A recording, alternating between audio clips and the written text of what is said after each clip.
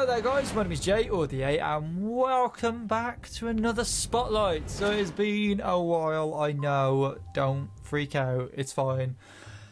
So we're back and the wait has been worthwhile.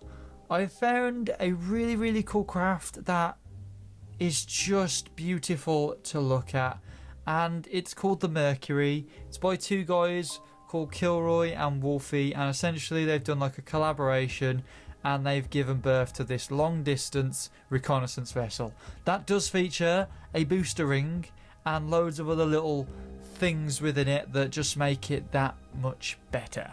So let's have some pan over sexiness, because it does look beautiful, and the way they've used lights and the rings and the sort of the shielding and stuff like that, it just looks really cool. And the colours, the amount of effort that must have gone into colouring this thing, it's seriously staggering, because you've got layers of colours. You haven't just got like one layer then a stripe.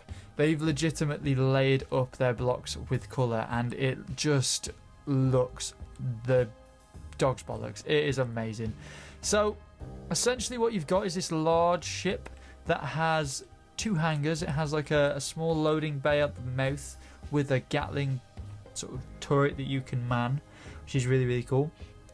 And then you've got like an underbelly sort of area which you could park a ship in and do work in it and whatever else.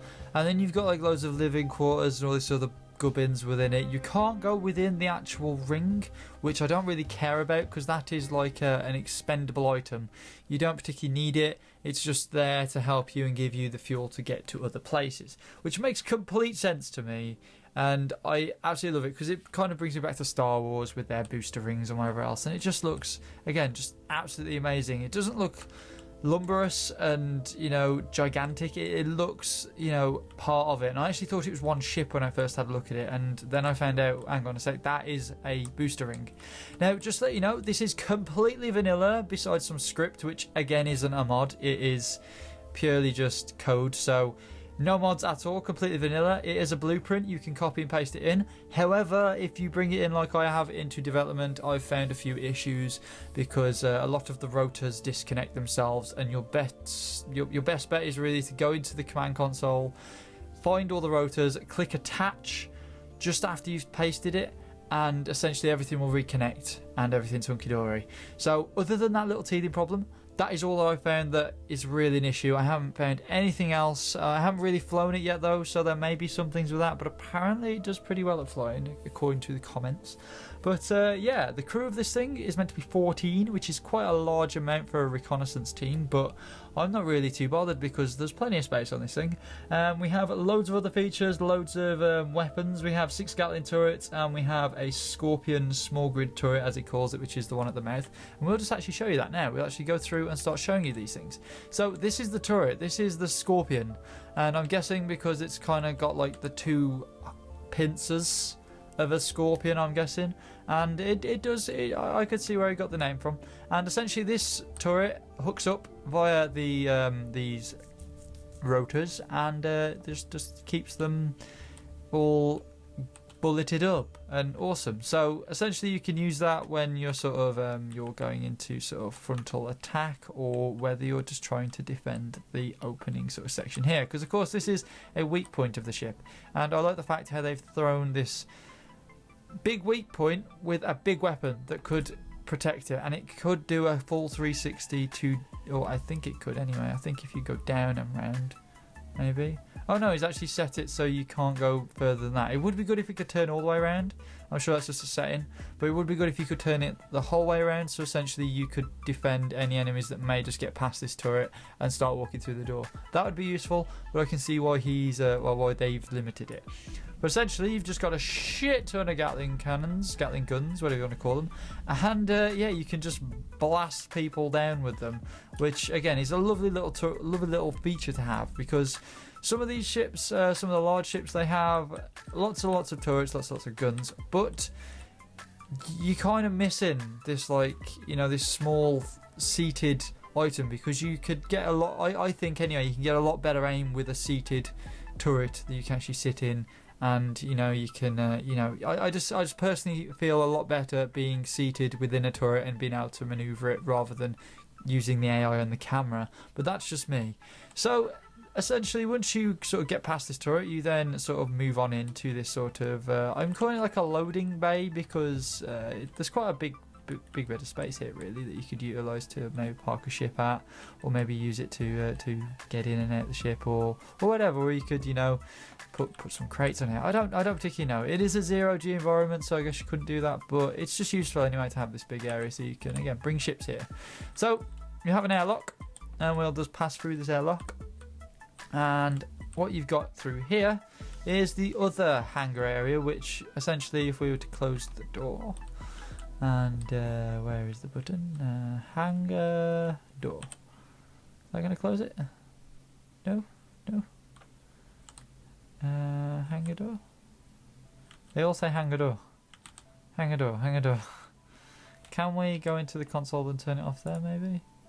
Turn it on and open? I don't want to open it, I want to close it. Closing? There we go. So essentially I just had to turn it on and it's closing now, but essentially this I'm guessing will pressurize. Are you going to pressurize? Maybe? There we go. So this can turn into a pressurized area in which you can work on your craft. So if your craft takes any damage, bring it in here. Bosh, bosh, bosh. Everyone's happy. Ship's fixed. Take it back out again. So it's a great little area. And again, he's got turrets in here. Well, they've got turrets in here that could essentially protect, because this again is a weak point when it's open. So if this were open, an enemy ship comes through, these turrets will absolutely ruin their day, which is good. And he's got a connector in here as well, so you can hook it up or pull materials out of the ship to repair other crafts.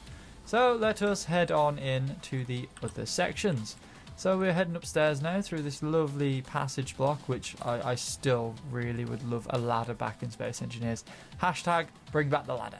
So we're now in sort of the operations and the heart of the ship, as I'm calling it, because there's a lot of stuff in here, and this is kind of like one of the areas that you'd love to get to as an enemy and to start shutting stuff down. But essentially what we've got here is we've got a bunch of screens dotted around that just tell you. So this is you go forward to the hangar bay and equipment room, up and aft for the CIC, cryo and reactor. So if we were to go up, we would go into that section, or if we walked straight across. But we've come down here because we want to look at all this lovely gubbins that's sitting in it. Now I like this room because it looks messy, but it looks busy, which is good, because I struggle doing this, believe it or not. I really do. I struggle with having it's even color coded a lot of the stuff. So you got yellow for hydrogen, blue for storage, or blue for certain storage, green for other things. So they must have sorters in here that sort everything out. But I really do struggle with this because I like tidy. I can't get out of the tidy mode, and you know, just being able to dot stuff around in different colours, fair dues to you. I mean, it's nice. It's a nice change. It sort of breaks everything up a little bit. So let us head through this door, which I actually haven't been through this door yet. So what is down here? What do we have down here? We have a piston lift by the looks of things. Oh, yeah, we do. Okay, this is a lift. Is this the door? Please say this is the door. Lower elevator, raise elevator, elevator door, piston reverse. Haha! So we just opened a door. This is like an exit point. Oh. So we can lower the elevator? I just clicked lower, didn't I? Were we going? We were. I'm sure it's going really, really slowly though. Was it? No? There we go. I just had to turn the reverse on. So essentially, this I'm hoping will come to a level. There's a little bit of damage on the block there, so I'm hoping this will sort of bring us to a nice level where the landing gears would sit on this ship, so you could actually take it onto a planet. That might be a challenge. Can we get this thing on the planet down below? So that elevator pops out quite nicely, actually. It's quite a little nifty thing, isn't it, for a vanilla build? That's really cool. And in fact, he's got like a door as well to protect against the environment and the atmosphere and whatever else. That's pretty nifty. I like that. So that would just, I'm hoping, come down to the same point as the landing gear. Or you gonna stop? Maybe you have to stop it. I don't know. But it stopped. Yeah, it stopped. Okay, that's pretty nice. I like that. I never noticed that. But you wouldn't really. You wouldn't really notice that. That's a good thing. That is a good thing. Let's raise the roof. No? Or just... It got to a point and then kicked me out again. You going to kick me out again? Well, that was weird. Whether it's on a timer or something and it sort of does whatever it wants to, I don't know. Let's shut that door. Hopefully not close that in. Is that closing? Yep, there we go. And we'll head back up here through the airlock and back to normality. Whoops, there goes gravity. Okay. So let's go upstairs and have a look at all the other rooms. Woo. So if we head this way, we will come to actually some more screens here telling us how much is in each hydrogen tank, which is good because of course those are important things you would need to know, because what if you ran out? What if? So this is the main reactor room for the ship, which is busy. Jesus, this is busy. So what we've got like 2 large reactors here. The booster ring has its own reactors.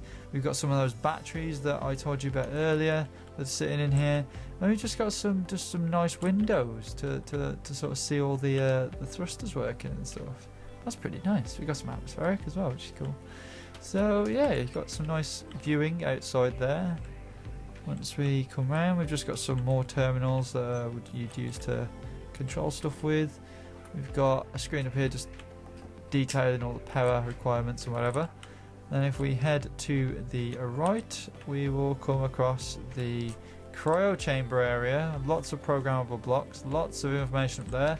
And then back here, we have the med room. So we've got a med bay and just lots of windows again. So I like the use of space in here. It's very good. And again, it's very busy, very hectic, which again, because of my OCD, I can't really, you know, my space engineer's OCD anyway, I can't really achieve. But I like this because you got like all the hydrogen tanks sticking up in the ceiling, which is really nice.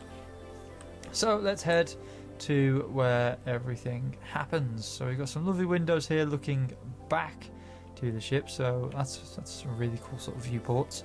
And as we head up here, we will work our way into sort of the main area. So we've got all these screens, all these people can be sitting here and working away. I like how they've used this because it gives it a bit more detail, lots more seats. There's actually a set of seats missing. There's actually a seat here missing, which I'm wondering, is that meant to be like that? I don't know. Maybe that's something they forgot about, but I'm not really fussed. This thing is amazing anyway. So below here we actually have a view of everything that's going on the ship, which this just detailed everything. There's that missing terminal. I'm not sure why it's missing, but we'll forget about that. So this just details sort of damage and everything, I'm guessing. And then we've got the hull integrity. Yes, this is like a damage sort of area, so you'd use this to tell you what your damage is at.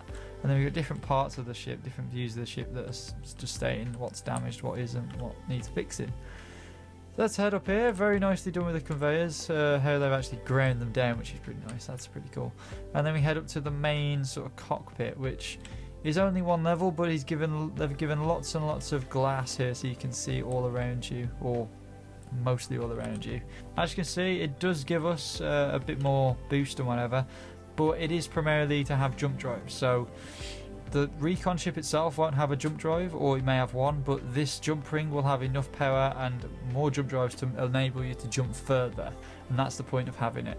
It would be cool if they did like a solar powered version, maybe with lots of batteries that just recharge, so you use it, get to a planet, stop, you know, fly down to the planet, come back to the boost ring, and it's all recharged and you can go again. That would be good, because then that means it's completely reusable and you don't need reactors or uranium. But that's just me, so let's just disconnect from this ring if we can.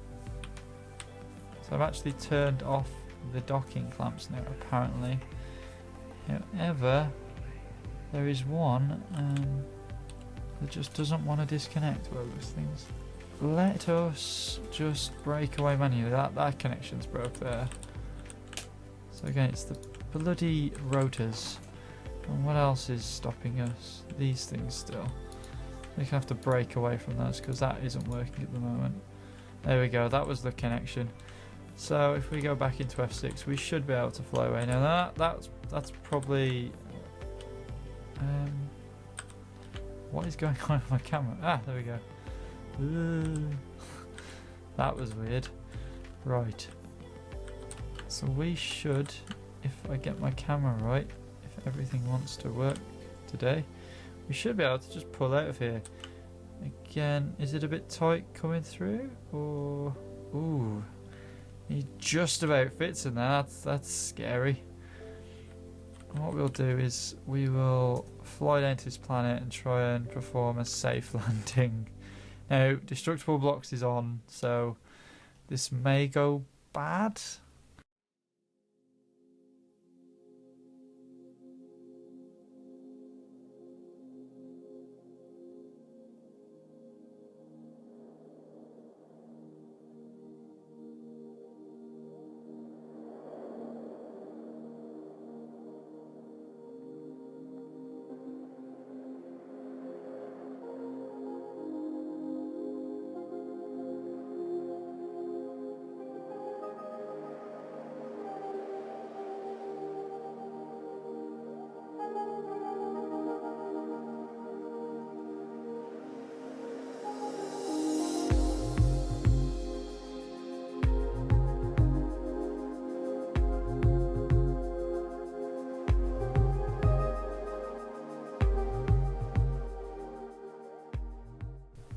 Okay, so we landed. Not the best landing, but for whatever reason, space engineers, even though I have atmospheric thrusters on this thing, didn't want to slow down. So it didn't want me to slow down, and it clearly wanted me to hurtle at 104 meters a second into this planet. For whatever reason, that's fate, I guess.